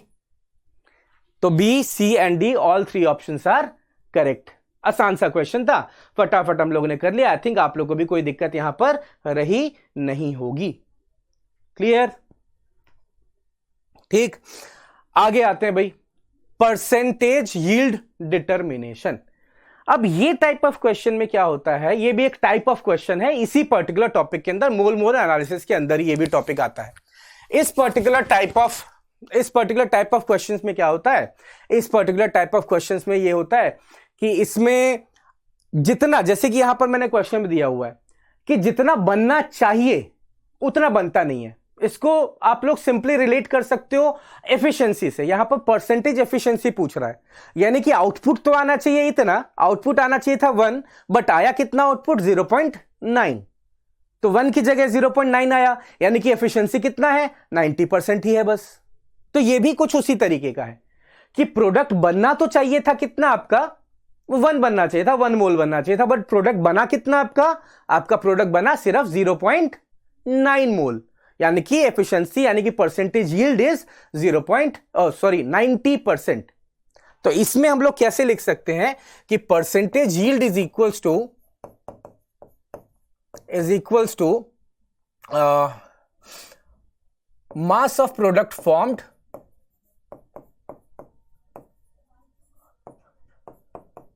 formed divided by mass that should be formed। इसका एग्जैक्ट फॉर्मूला मुझे पता नहीं है भाई, तुम लोग को जो करवा रहा हूं वही कर लेना। should be formed into 100 इस तरीके से हम लोग परसेंटेज एफिशिएंसी, परसेंटेज यील्ड हम लोग निकाल सकते हैं। इस तरीके से हम लोग परसेंटेज यील्ड निकाल सकते हैं। जैसे कि ये क्वेश्चन दिया हुआ है हमें, when 3.9 grams of AlOH thrice is reacted with excess of HCl, 6.5 grams of AlCl3 formed। तो ये दिया हुआ है कि कितना बना, यानी कि मास ऑफ प्रोडक्ट फॉर्म्ड ये दिया हुआ है हमें ये चीज गिवन है, हमें ये निकालना है कितना बनना चाहिए, हमें ये निकालना है, उसके बाद ही परसेंटेज हम लोग निकाल पाएंगे। तो उसके लिए हम लोग रिएक्शन लिख लेते हैं भाई। रिएक्शन कैसा है, रिएक्शन हमारे पास कुछ ऐसा है कि AlOH thrice plus HCl giving AlCl3 plus बनेगा क्या भाई H2O। अब मैंने क्या बोला था, सबसे पहला क्या काम तुम लोग को क्या करना है, सबसे पहला काम तुम लोग को करना है कि बैलेंस कर दो रिएक्शन को। तो रिएक्शन को यहां पर हम लोग कर देते हैं बैलेंस, रिएक्शन के यहां पर हम लोग कर देते हैं बैलेंस। AlOH thrice, तो 3 हमें ये चाहिए और 3 ये बन जाएंगे, हो गया बैलेंस भाई, इजी बैलेंस्ड। अब यहां पर हमें देखना है, हमें रिलेशन क्या है कि when 3.9 grams of AlOH thrice is reactant, यानी कि इसका हमें दिया हुआ है 3.9 grams ऑफ AlOH thrice दिया हुआ है, और 6.5 बन रहा है, वो तो ये दिया हुआ है मैं, दिस इज 6.5, ये हमें दिया हुआ है। हमें निकालना है कि वैसे कितना बनेगा। ठीक, 3.9 ग्राम से 6.5 तो नहीं बनता है, देखते हैं कैसे निकालेंगे इसको हम लोग। नाउ अब आप लोग अगर इस बैलेंस रिएक्शन को देखोगे तो we have 1 mole AlOH thrice and 1 mole of AlCl3, यानी कि 1 मोल AlOH thrice से 1 ही मोल AlCl3 का बनेगा। ठीक, सो यहां पर मैं लिख देता हूं फ्रॉम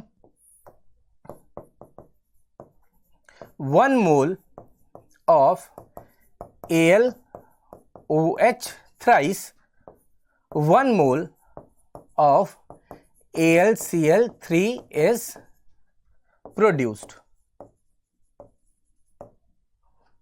ठीक, 1 मोल AlOH thrice से एल्यूमिनियम हाइड्रोक्साइड से 1 मोल ही एल्यूमिनियम क्लोराइड बनेगा। ठीक, अब 3.9 ग्राम्स दे रखा है तो इसमें मोल्स कितने हमें निकालना पड़ेगा, कितने मोल्स है यहां पर।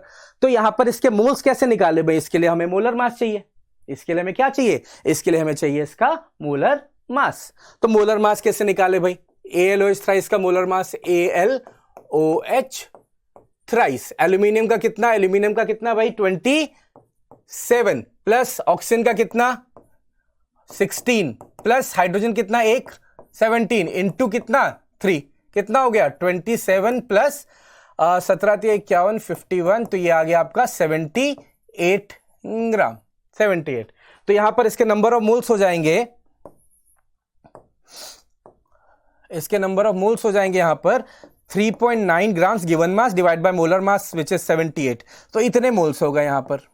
अभी लास्ट में मैं पूरा कैलकुलेशन करूंगा एक साथ, अभी मैंने ऐसे ही लिख के छोड़ दिया और फाइनल कैलकुलेशन में एंड में करूंगा। ठीक, तो we have this much amount of moles. ठीक है, तो from 1 mole of AlOH thrice अगर 1 मोल ऑफ AlCl3 बन रहा है तो from this much moles of AlOH thrice कितना AlCl3 बनेगा, इतना ही बनेगा। So from 3.9 divided by 78 moles of AlOH thrice इतना ही बनेगा सेम मोल, एक मोल के लिए एक मोल बन रहा है तो इतने मोल के लिए भी इतना ही मोल बनेगा।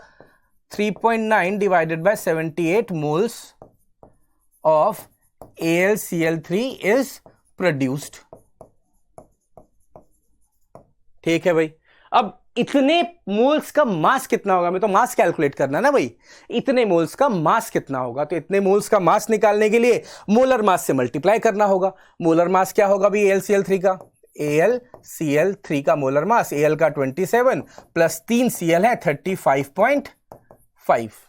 35.5 कैलकुलेट करोगे मेरे ख्याल से आ जाना चाहिए 133.5 आ जाना चाहिए, 133.5 आ जाएगा ये। तो मास कितना हो जाएगा 3.9 divided by 78 into 133.5 grams of AlCl3, ये कैलकुलेट करके आ जाएगा लगभग 6.675 ग्राम्स ऑफ AlCl3, इतना आ जाएगा हमारे पास AlCl3 का। देखो इतना आना चाहिए बट आया कितना 6.5, आया कितना 6.5, मतलब एफिशिएंसी 100% तो नहीं है, एफिशिएंसी तो 100% से कम ही है। तो वही एफिशिएंसी आपको अब कैलकुलेट करनी है। एफिशिएंसी कैसे कैलकुलेट करोगे भाई, परसेंटेज यील्ड कैसे कैलकुलेट करोगे, equals to percentage yield is equals to कितना मास प्रोड्यूस हुआ, कितना हुआ 6.5 हुआ, कितना हुआ 6.5 प्रोड्यूस हुआ, कितना होना चाहिए था 6.675 होना चाहिए था। ठीक, परसेंटेज कैसे निकाले, इनटू 100 कर देते हैं, इनटू 100 कैलकुलेट करोगे आपका परसेंटेज यील्ड चला आएगा, ऑब्वियसली 100 से तो थोड़ा कम ही आएगा। तो दिस इज द तरीका of doing this type of questions. Easy, बोलो हाँ या ना, आसान है ना भाई, बहुत आसान है। ये तुम लोग को समझ में आ गया कैसे करना है, जितना होना चाहिए था नीचे कितना हुआ ऊपर इनटू 100 परसेंटेज यील्ड। क्लियर, आगे बढ़ते हैं भाई।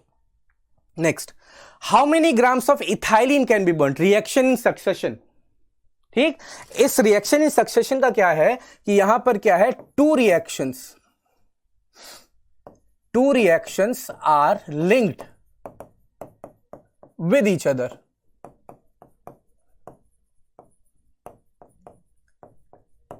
ठीक, इस टाइप के टॉपिक में क्या है, दो अलग अलग रिएक्शंस हैं, दो अलग अलग रिएक्शन हैं, उनको एक साथ लिंक करके फिर आपसे क्वेश्चन बना के पूछा है। बहुत ज्यादा कोई मुश्किल नहीं है, दो अलग अलग रिएक्शन है।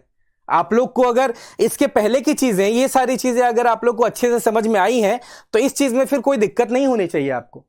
ठीक, करते हैं, क्या होता है देखो, आप लोग को बहुत आसान लगेगा, ये चीज भी कोई ज्यादा मुश्किल नहीं है। देखो यहां पर क्या है, how many grams of ethylene, how many grams of ethylene can be burned completely from complete decomposition of 49 grams of KClO3। अब भाई KClO3 का इथाइलिन से क्या लेना देना है भाई, KClO3 का इथाइलिन से क्या लेना देना है, तो ये लेना देना है। KClO3 वाला क्वेश्चन कहां गया हमारा, ये देखो KClO3 वाले क्वेश्चन में ऑक्सीजन मिल रहा है हमें, ऑक्सीजन मिल रहा है हमें KClO3 वाले क्वेश्चन में, इसी ऑक्सीजन को तो यूज कर रहे हैं वहां पर इथाइलिन को बर्न करने के लिए। किसी भी चीज को बर्न करने के लिए आपको ऑक्सीजन तो चाहिए, तो इसी इथाइलिन को हम लोग, इसी ऑक्सीजन को जो KClO3 से मिल रहा है, इसी ऑक्सीजन को हम लोग इथाइलिन के लिए यूज कर रहे हैं। तो पहले तो हम लोग ये निकालते हैं कि 49 ग्राम्स ऑफ KClO3 से हमें ऑक्सीजन मिलेगा कितना, पहले तो हम लोग ये कैलकुलेट कर लेते हैं। ठीक है, तो KClO3 सबसे पहले हमारा रिएक्शन क्या है, हम लोग रिएक्शन लिखते हैं KClO3 in given KCl plus O2, balance करते हैं इसको, तो बैलेंस करके क्या आता है हमारा, बैलेंस करके आता है यहां पर 2, यहां पर 2 और यहां पर 3, ये आ गया। KClO3 का मास कितना गिवन है 49 ग्राम्स। सबसे पहला काम क्या, बैलेंस तो कर लिया, 49 ग्राम्स को मोल्स में कन्वर्ट कर देते हैं। तो 49 ग्राम्स को मोल्स में कैसे कन्वर्ट करें, डिवाइड कर दो इसके मोलर मास से 122.5, ये हो गए हमारे मोल्स, ये हो गए हमारे मोल्स। 49 डिवाइडेड बाय 122.5 मोल्स, ये हो गए हमारे मोल्स। क्लियर, अब इन मोल्स से हमें कितना मोल ऑक्सीजन मिलेगा हमें ये निकालना है। ठीक, फिर उसी को हम लोग यूज करेंगे इथाइलिन के लिए। तो पहले तो निकाल लेते हैं। अब देखो, इसके 2 मोल से ऑक्सीजन का 3 मोल बन रहा है, इसके 1 मोल से कितना बनेगा? ये चीजें हम लोग ऑलरेडी कर चुके हैं, ये चीजें अब लिख, बार बार इतना प्रैक्टिस तुम लोग को कर लेना है कि इन चीजों को बार बार लिखना ना पड़े, ये चीज मन मन में हो जाए। प्रैक्टिस उतना करना पड़ेगा, उतना ध्यान से समझना पड़ेगा चीजों को। तो इसके 2 मोल से इसका 3 मोल बन रहा है, इसके 1 मोल से इसका कितना बनेगा? 3/2। तो इसके इतने से कितना बनेगा? This into 3/2। तो ऑक्सीजन कितना फॉर्म होगा? 49 डिवाइडेड बाय 122.5 इंटू 3/2 मोल्स। ऐसे ही करेंगे, इजी। तो इतना हमारे पास ऑक्सीजन आ गया भाई, this much oxygen we have this much of oxygen. अब आते हैं अपनी नेक्स्ट रिएक्शन पे, how many grams of ethylene. तो इथाइलिन क्या होता है? इथाइलिन होता है ये C double bond C H H H and H, double bond वाले को इथीन को ही इथाइलिन बोला जाता है, यानी कि वी हैव C2H4। तो we have C2H4 plus O2 giving CO2 plus H2O। सबसे पहला काम क्या करना है हम लोग को भाई? हम लोग को क्या करना है? सबसे पहला काम बैलेंस करना है, रिएक्शन को बैलेंस कर दो इसे भाई। मैंने क्या बोला था? सबसे पहले किसी एक एटम को पकड़ो, कार्बन को पकड़ते हैं, 2 कार्बन, इधर 2 कार्बन डाइऑक्साइड कर दो, इधर कर दो 2 CO2 कर दो। कितने हाइड्रोजन है? 4 हाइड्रोजन, यहां पर कर दो 2 कर दो, क्योंकि 2 2 4 हो गया टोटल। अब ऑक्सीजन को बैलेंस करो, ऑक्सीजन कितने हमारे पास? टोटल 4 और इधर 2 6, यानी कि यहां पर हम लोग क्या कर देंगे? 3 कर देंगे। Balanced chemical reaction. ठीक, अब हमें ऑक्सीजन ऑलरेडी गिवन है कि हमारे पास इतना ही ऑक्सीजन है। अब इतने ऑक्सीजन से हम लोग कितना इथाइलिन को बर्न करवा सकते हैं, हमें ये पूछ रहा है हमसे कि इतने ऑक्सीजन से कितने इथाइलिन को हम लोग बर्न करा सकते हैं, हमें ये पता करना है। तो उसके लिए देखते हैं भाई, ये ऑक्सीजन के जो इतने मोल्स है इसको वही लिख देता हूं मैं कि we have this much moles of oxygen, we have this much moles of oxygen, 49 divided by 122.5 into 3/2, this much moles of oxygen we have, this much moles of oxygen we have। अब इतने oxygen से ethylene कितना होगा? Again स्टोइचियोमेट्रिक coefficients देखो, इसके पास लगा हुआ है 1, इसके पास लगा हुआ है 3, तो ऑक्सीजन के 3 मोल्स के लिए इसका 1 मोल चाहिए। ऑक्सीजन के 3 मोल से इसके 1 मोल को हम लोग बर्न कर सकते हैं। तो ऑक्सीजन के 1 मोल से कितना कर पाएंगे? 1/3, 3 नीचे चला आएगा। ऑक्सीजन के 3 मोल से इसका 1 मोल बर्न हो सकता है, तो ऑक्सीजन के 1 मोल से इसका कितना बर्न होगा? इसका बर्न होगा 1/3। तो इतने मोल्स ऑफ ऑक्सीजन से कितना बर्न करेंगे हम लोग? इतने मोल्स ऑफ ऑक्सीजन से कितना बर्न होगा हम लोग का? तो क्या कर देंगे? दिस मच इंटू 1/3 कर देंगे। तो ethylene required 49 divided by 122.5 into 3/2 into 1/3 moles. अब हमें मोल्स तो नहीं पूछा है उसने, हमें क्या पूछा? हमें पूछा है उसने मास कितना लगेगा, कितना मास बर्न कर पाएंगे हम लोग। तो इससे हम लोग को मोल को मास में कन्वर्ट करना है। कैसे करें? मोलर मास से मल्टीप्लाई कर देते हैं। तो ये हो गया 49 divided by 122.5 into 3/2 into 1/3 into molar mass कितना भाई C2H4 का? C2H4 12 into 2 plus 4 into 1, that is कितना हो गया? 24 प्लस 4 28।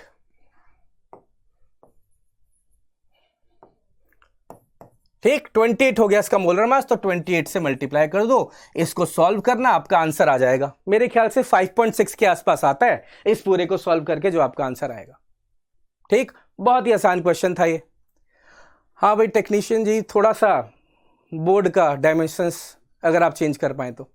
अभी प्लीज। अभी डायमेंशंस मतलब टेढ़ा है क्या? दिख रहा है पूरा यहां तक? हाँ हाँ ठीक है, चलिए फिर कोई दिक्कत नहीं है बच्चों। ठीक है, थोड़ी सी टेक्निकल प्रॉब्लम मुझे लगी थी, बट ऐसा कुछ नहीं है। तुम लोग भी बता दिया करो यार ऐसी कोई टेक्निकल प्रॉब्लम हो तो। ठीक है, चलो भाई आगे बढ़ते हैं। ये वाला क्वेश्चन आई थिंक तुम लोग को समझ में आ गया होगा क्या क्या करना था। 2 रिएक्शंस अलग अलग थी, दो रिएक्शंस अलग अलग थी, बट कितना आसान था, आपको इस रिएक्शन से इस रिएक्शन को रिलेट करना था, वेरी इजी था। ठीक, कोई ज्यादा दिक्कत नहीं है, दो रिएक्शंस अलग अलग है, इसको देख के डरो मत, बहुत आसान चीजें दे रखी हैं। ठीक, आगे बढ़ते हैं अब नेक्स्ट क्वेश्चन पे। Percentage composition. परसेंटेज कॉम्पोजिशन ये वो वाला नहीं है जो हम लोगों ने पहले पढ़ा था, जो सबसे पहला क्वेश्चन किया था कि एक पर्टिकुलर कंपाउंड में कंपोनेंट का परसेंटेज कितना होगा, ये वैसा नहीं है। यहां पर हमें दे रखा है मिक्सचर। मिक्सचर, दो अलग अलग कंपाउंड्स का मिक्सचर गिवन है, NaHCO3 का मिक्सचर एंड NaCl का मिक्सचर हमें गिवन है। ठीक, बोला है कि 0.66 ग्राम्स ऑफ CO2 रिलीज हो रहा है अगर इस पूरे मिक्सचर को हम लोग हीट कर रहे हैं तो अब मुझे यह बताओ तुम लोग कि अगर इस पूरे मिक्सचर को जिसमें NaHCO3 एंड NaCl है तो CO2 कौन दे रहा होगा भाई? NaCl से CO2 मिलेगा हमें क्या? CO2 हमें NaCl से मिलेगा? नहीं तो हमें CO2 कहां से मिल रहा है? NaHCO3 से मिल रहा है हमें। तो NaHCO3 से हमें अगर CO2 मिल रहा है तो NaHCO3 का इक्वेशन लिखे हम लोग। तो NaHCO3 गिविंग, हीट करते हैं इसको तो ये बनाता है Na2CO3 plus CO2 plus H2। इसको बैलेंस कर सकते हैं हम लोग बड़े आराम से, खाली यहां पर 2 मल्टीप्लाई कर दो, ये हो गया बैलेंस। चेक कर सकते हो आप लोग, कंप्लीटली बैलेंस्ड है रिएक्शन। अब क्या बोला है इसने कि 0.66 ग्राम्स ऑफ CO2 हमें मिल रहा है। CO2 कितना मिल रहा है? 0.66 ग्राम्स मिल रहा है हमें। तो अगेन मोल मोल एनालिसिस, मैंने बोला था ये सारा ही मोल मोल एनालिसिस का ही पार्ट है, तो मोल मोल एनालिसिस यहां पर लगाएंगे तो 0.66 ग्राम्स में मोल्स कितने होंगे? 0.66 डिवाइडेड बाय 44 करना है हमें, which is molar mass of CO2। Carbon का 14, दो ऑक्सीजन का 32, तो 14 प्लस 32 12 प्लस 32 हो गया 44। ये आ गए हमारे पास नंबर ऑफ मोल्स। अब मोल मोल एनालिसिस करना है हम लोग को। यहां पर 1 mole carbon dioxide 2 mole of NaHCO3 से मिल रहा है, यानी कि जितना भी कार्बन डाइऑक्साइड का मोल्स मिल रहा है उसके डबल मोल्स NaHCO3 के लगेंगे।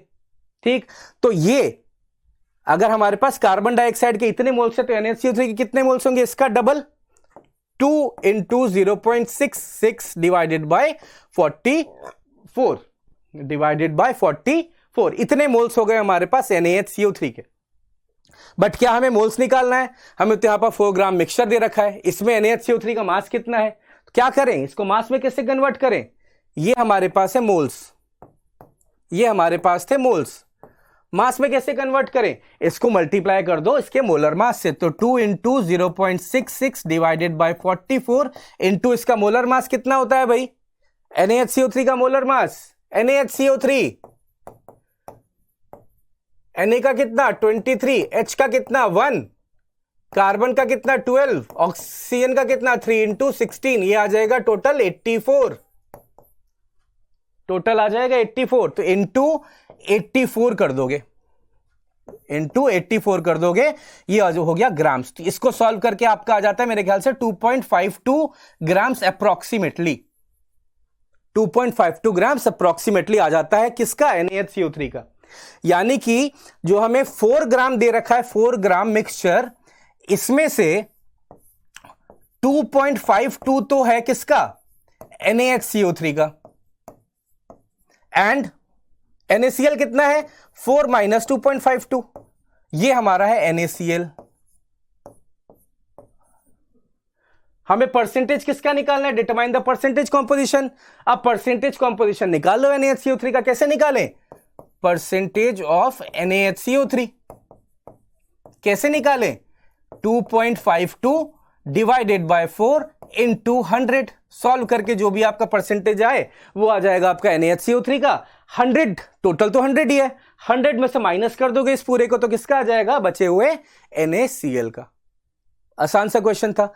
तो ये ध्यान रखना भाई, ये वो वाला परसेंटेज कॉम्पोजिशन नहीं है, ये है जब आपको एक मिक्सचर दे रखा हो, मिक्सचर में अलग अलग कंपोनेंट्स का परसेंटेज कितना प्रेजेंट है, तो उसके लिए आपको इस 4 ग्राम में ये कितना है और ये कितना है ये निकालना पड़ेगा, उसके बाद आप परसेंटेज निकाल पाओगे।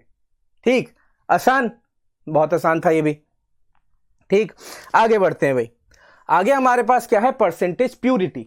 परसेंटेज प्यूरिटी, परसेंटेज प्यूरिटी में क्या होता है? परसेंटेज प्यूरिटी में कि मान लो यहां पर जैसे दे रखा है हमें कि from a 13 gram sample of impure iron pyrite percentage purity कितना है, यानी कि उस मिक्सचर में, उस पूरे इम्प्योर सैंपल में कितना परसेंट आपका एक्चुअली में आयरन पायराइट प्रेजेंट है।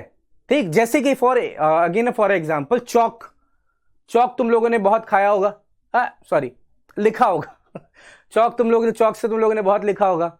चौक is basically what, some purity with calcium carbonate. तो जो प्योरिटी है 5 ग्राम अगर चौक तुम लोग को दे रखा है तो उसमें से जरूरी तो नहीं है पूरा 5 का 5 कैल्शियम कार्बोनेट ही हो, उसमें बहुत सारा इंप्योरिटी होता है और फिर उसके बाद कैल्शियम कार्बोनेट होता है। तो कितना प्योर कैल्शियम कार्बोनेट उसमें प्रेजेंट है वही हम लोग परसेंटेज प्योरिटी में निकालते हैं। तो परसेंटेज प्योरिटी कैसे निकालें, percentage purity is equals to amount of pure substance divided by total amount of sample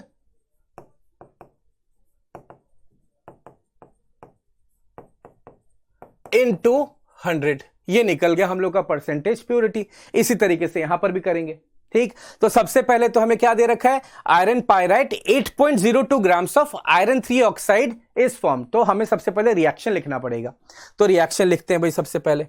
ठीक, सबसे पहले हम लोग काम करते हैं, हम लोग रिएक्शन लिखते हैं। हमारे पास क्या है, FeS2 plus O2 giving, oxygen तो होगा ही ना तभी तो आयरन ऑक्साइड बना, गिविंग Fe2O3 प्लस SO2 बनता है यहां पर SO2। ठीक, ये आता है आपका कुछ 11, यहां पर आता है 8, यहां पर आता है आपका 4 और यहां पर आता है आपका कुछ 2। ये आता है हमारा बैलेंस्ड केमिकल इक्वेशन। ठीक, बैलेंस आप इसको भी कर सकते हो, थोड़ा सा आपको इसमें हिट एंड ट्रायल लगाना पड़ेगा। ठीक, नहीं तो एक और तरीका इसका है, वो मैं बाद में तुम लोगों को समझाऊंगा डिटेल में, कोई दिक्कत नहीं है। तो ये हमारे पास बैलेंस्ड केमिकल इक्वेशन, ये रहा हमारे पास बैलेंस्ड केमिकल इक्वेशन। अब इसमें हमें दिया क्या हुआ है, from a 13 gram sample of impure. अब इसको तो हम लोग अभी यूज नहीं करेंगे, ये हम लोग यूज करेंगे बाद में परसेंटेज निकालने के टाइम पे। हम लोग को अभी ये निकालना है, हम लोग को अभी ये वाला पार्ट निकालना है इस रिएक्शन को यूज करके। तो उसको हम लोग कैसे करें, 8.02 ग्राम्स हमें आयरन 3 ऑक्साइड दे रखा है, दिस इज 8.02 ग्राम्स, ये हमें गिवन है कि इतना हमें आयरन ऑक्साइड मिल रहा है। ठीक, इतना ग्राम। तो सबसे पहले मैंने क्या बोला, सबसे पहले बैलेंस करो, रिएक्शन लिखते। बैलेंस तो हम लोगों ने कर लिया। बैलेंसिंग के बाद हमें क्या है, जिसका मास दे रखा है उसको मोल्स में कन्वर्ट कर लो। तो इसका मास दे रखा है, इसको मोल्स में कन्वर्ट कैसे करें, मोलर मास से डिवाइड करके। आयरन हमें दिया है आयरन 3 ऑक्साइड, तो यहां पर 2 इंटू आयरन का एटॉमिक मास, याद तो होगा नहीं, गधे तो हो तुम लोग। ठीक, तो 2 इंटू 56 प्लस 3 इंटू 16। ठीक, ये आ गया हमारे पास इसका मोलर मास। मल्टीप्लाई करोगे कितना आएगा, 56 112 प्लस 48, ये आ गया 8 2 10 50 160 160 के आसपास। ये आ गया इसका मोलर मास। तो इतने मोल्स हमें मिल गए, इतने मोल्स हमारे पास आयरन 3 ऑक्साइड के हैं, Fe2O3 के हैं। अब मोल मोल एनालिसिस करते हैं। इसके 2 मोल इसके 4 मोल से बन रहे हैं। तो इसका 1 मोल इसके कितने मोल से बनेगा, 2 मोल से। अगर इसके 2 इसके 4 से बन रहे हैं तो इसका 1 इसके 2 से बनेगा। तो इसके इतने मोल इसके कितने मोल से बनेंगे, देखो देख रहे हो यहां पर 2 से 4 1 से 2, तो इतने से इसका डबल। तो इसके मोल्स कितने हो गए, इसके मोल्स हो गए 8.02 डिवाइडेड बाय 160 इंटू 2 मोल्स। अब हमें इसके मोल्स तो नहीं चाहिए, हमें इसका मास चाहिए कि इसका कितना मास आएगा। तो इसका मास हम लोग निकालेंगे कैसे, 8.02 डिवाइडेड बाय 160 इंटू 2 इंटू इसका मोलर मास, अगेन FeS2 का मोलर मास, FeS2, Fe का कितना अभी देखा 56 प्लस सल्फर का कितना होता है 32, कितना हो गया 56 प्लस 64 कितना हो गया 120 है, क्या बात है, 6 4 10 120 सेम। अच्छा उसका तो 160 था, तो ये आ गया 120 ग्राम्स, ये आ गया 120 ग्राम्स। तो ये आ गया हमारे पास total mass that should give this much 8.02 grams of Fe2O3। इतना मास 8.02 ग्राम्स ऑफ Fe2O3 देगा। तो इसी को हम लोग को यहां यूज करना है। कैलकुलेट करोगे इसको तो आपका ये आ जाएगा, देखें कैलकुलेट करके भाई एक बार। इसको लगभग हम लोग मान लेते हैं 8 हो गया, ये हो गया 2 इंटू 10 यानी कि 20, ये 2 से 2 कट गया, 10 से काटोगे 10, तो ये आ गया लगभग आपका 12 ग्राम्स। 12 ग्राम्स आ गया भैया। यहां पर पुट करते हैं वैल्यूज को भाई। तो अमाउंट ऑफ प्योर सब्सटेंस कितना हो गया 12, ये आ गया ना 12 grams, divided by total sample का मास कितना हो गया 13.9 इंटू 100। सॉल्व करके जो भी आपका आंसर आए वही हमारा परसेंटेज प्योरिटी हो जाएगा। आसान था, ज्यादा तो कुछ है नहीं। दो चीजें तुम लोग को क्या डिफिकल्ट लगी होंगी, ये Fe का मास। चीजें तुम लोग को क्या डिफिकल्ट लगी होंगी, ये जो तुम लोग का कैलकुलेशन है। बाकी तो कुछ नहीं था। इसके 2 मोल से इसका 4 मोल चाहिए, इसके 2 मोल के लिए इसका 4 मोल चाहिए, इसके 1 के लिए इसका 2 चाहिए, तो इतने के लिए कितना चाहिए होगा, इसका डबल। ये जो चीजें आसान थी। बैलेंस करना तुम लोग को सीखना पड़ेगा थोड़ा सा भी। बैलेंसिंग बहुत जरूरी है, क्योंकि without balancing these type of questions are again impossible. आप अप्रोच ही नहीं कर, कैसे अप्रोच करोगे जब तक आपको बैलेंस नहीं पता होगा। ठीक, तो बैलेंसिंग जरूरी है। तो ये चीज का तुम लोग अच्छे से थोड़ा ध्यान रखना। आगे बढ़ते हैं भाई कंसंट्रेशन टर्म्स। आगे बढ़ते हैं हम लोग टुवर्ड्स कंसंट्रेशन टर्म्स। अब इसमें क्या है, ठीक, कंसंट्रेशन टर्म्स काफी इंपॉर्टेंट चैप्टर टॉपिक है। मैं सोच रहा था तुम लोग को पढ़ाऊंगा ये सोल्यूशन वाले टाइम में, जब तुम लोग को मैं सोल्यूशन वाला चैप्टर 12th में कराऊंगा। अभी हम लोग का एक और कोर्स लॉन्च होगा बाद में, तो वहां पर मैं सोल्यूशन वाला चैप्टर पढ़ाऊंगा, तो वहां पर ये वाला पार्ट तुम लोग को मैं अच्छे से कराऊंगा। ठीक, तो आई थिंक उसी टाइम हम लोग को करना चाहिए। मेरे ख्याल से बेटर रहेगा अगर हम लोग उसी टाइम में करें, क्योंकि अभी हम लोग को कुछ कुछ टॉपिक्स देखने हैं जो ज्यादा इंपॉर्टेंट है। ठीक है, तो हम लोग उन्हीं टॉपिक्स पे ध्यान देते हैं। हम लोग ये कंसंट्रेशन टर्म वाला पार्ट बाद में करेंगे। ठीक है, चलो फिर आज की क्लास हम लोग यहीं खत्म करते हैं। टाटा बाय।